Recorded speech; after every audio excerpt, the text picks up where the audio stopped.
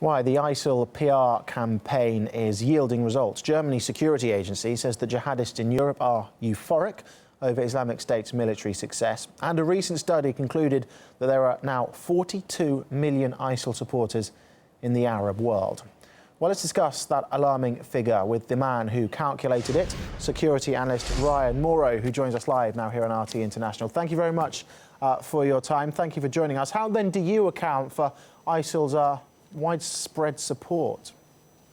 It really comes down to success breeds success. A group like this may be unpopular at one point, but then grow immensely when they start succeeding because it gets people excited, and then they can argue, well, if you disagree with us, you disagree with Allah because obviously Allah is blessing us. Look at the success we're having. But to be fair, in the analysis that we did at the Clarion Project, only about 5–6% of Arabs fully support ISIS, and between 11 and 12% will say that they support ISIS to a certain degree. So the numbers you come out to are about a maximum of 43 million people who support ISIS at least somewhat, but that's still a minority of the Arab world. How has the group then, which has essentially a medieval mindset, become so media savvy? Because it seems they're combining sort of anachronistic methods of control and power with 21st century ones.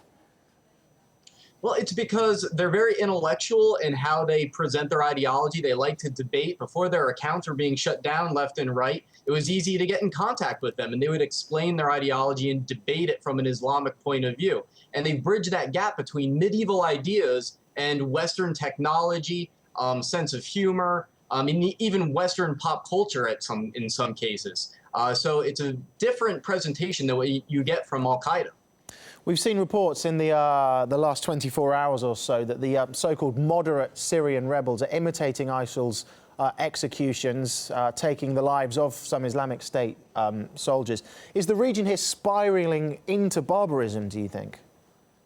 Oh, definitely, because if you're someone that's somewhat fanatical and you're looking at the success different groups are saying, the lesson you're going to take away is that what ISIS does obviously works. And that may mean that's what God approves of. And so I'm not surprised at all to see other groups copying their tactics. And as for the so-called moderates that are copying their tactics, they were never moderate to begin with. The group that's copying them is also Islamist in nature. What about the plans that we've just mentioned to try and tackle them online? Is this the way forward?